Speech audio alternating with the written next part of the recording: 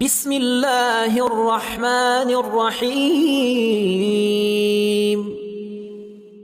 ألف لام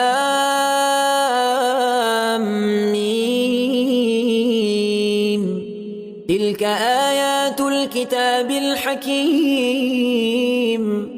هدى ورحمة للمحسنين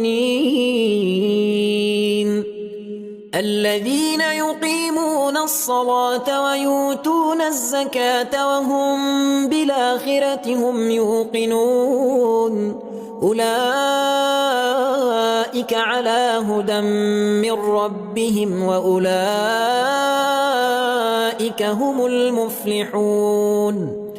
ومن الناس من يشتري لهو الحديث ليضل عن سبيل الله بغير علم ويتخذها هزؤا، أولئك لهم عذاب مهين. وإذا تتلى عليه آياتنا ولى مستكبرا كأن لم يسمعها كأن في أذنيه وقرا، فبشره بعذاب أليم. إن الذين آمنوا وعملوا الصالحات لهم جنات النعيم خالدين فيها وعد الله حقا وهو العزيز الحكيم.